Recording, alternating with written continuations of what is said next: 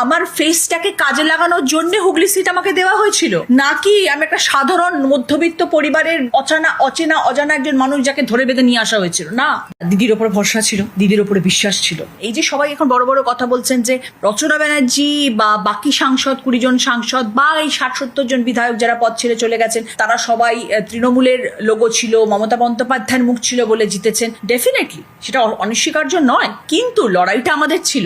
আমাকে সিটটা কেন দেওয়া হয়েছিল? আমি রচনা বন্দ্যোপাধ্যায় ডিফেন্স স্টার, আমি রচনা বন্দ্যোপাধ্যায় দিদি নাম্বার 1।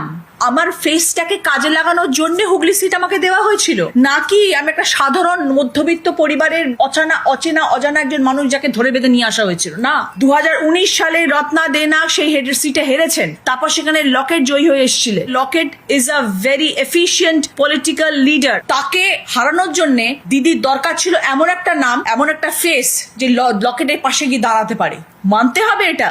আজকে এত মানুষের প্রতি আমার দায়বদ্ধতা আছে, আর সেই দায়বদ্ধতা আছে বলেই আমি রিজাইন করিনি। আমি প্রত্যেকটি অর্থ ঠিক জায়গায় মানুষের জন্য দান করে দিয়ে তারপর আমি রেস্ট নেবো। যদি রিজাইন করি তো রিজাইন করবো, যদি কন্টিনিউ করি তো কন্টিনিউ করবো। That is my wish.